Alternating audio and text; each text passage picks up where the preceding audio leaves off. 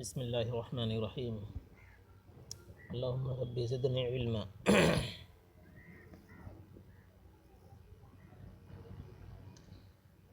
پنجگن کے اسباق چل رہے ہیں اور معطل عین کی بحث چل رہی ہے۔ معطل عین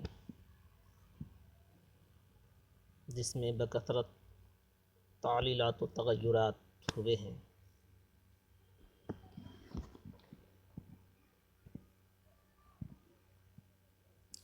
آج پڑھنا ہے یقولو دراصل یقبلو بود۔ کہہ رہے ہیں کہ یقولو اصل میں یقبلو تھا، یقولو اصل میں یقبلو تھا، حرکت واو نقل کردہ بما قبل دادند، واو کی حرکت نقل کر کے ما قبل کو دے دیا، یعنی واو کی حرکت اٹھ کر قاف پر آ گئی، واو کی حرکت اٹھ کر قاف پر آ گئی۔ واو پر حرکت تھی ضمہ کی صورت میں، پیش کی صورت میں، اور یقولو یقبلو واو پر حرکت تھی ضمہ کی صورت میں اور قاف پر ساکین تھا۔ واو والی حرکت قاف پر آ گئی اور قاف والا ساکین واو پر آ گیا تو کیا ہو گیا؟ یقبلو، یقبلو، ٹھیک ہے۔ تو یقولو اصل میں یقبلو تھا، یقبلو واو کی حرکت جو ہے، واو کی حرکت قاف پر، واو کی حرکت قاف پر اور قاف کا ساکین واو پر، تو کیا ہوا؟ یقولو ہوا، ٹھیک ہے۔ کریں گے یقولو اصل میں یقبلو تھا، حرکت واو کی حرکت نقل کر کے بما قبل دادن، ما قبل کو دے دیا، یعنی واو کی حرکت اٹھ کر ما قبل میں آ گئی، یعنی واو کی حرکت قاف پر آ گئی، یقولو شد یقولو ہو گیا۔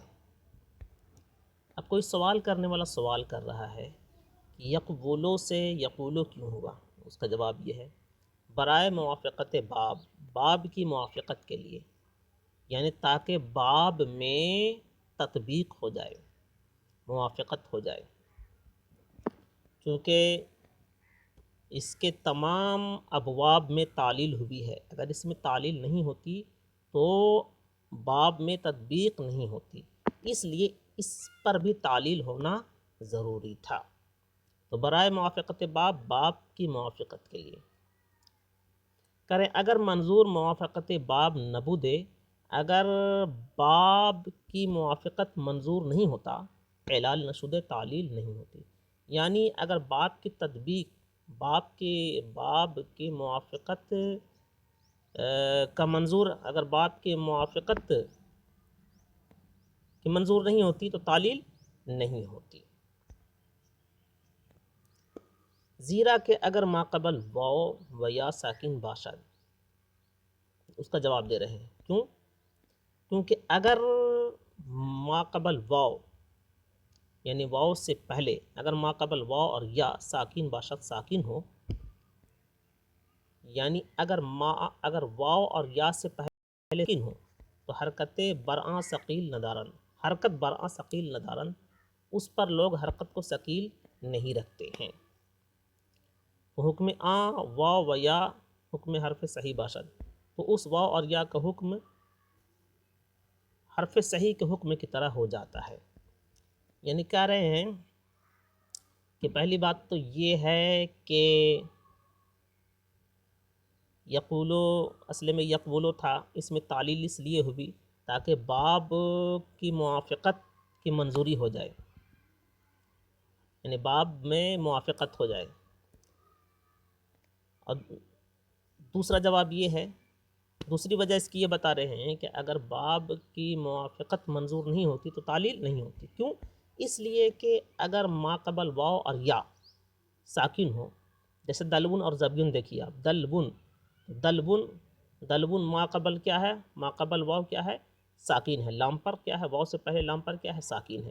وزبیون اور ما قبل یا کیا ہے؟ ما قبل یا یعنی با پر کیا ہے؟ ساکن ہے۔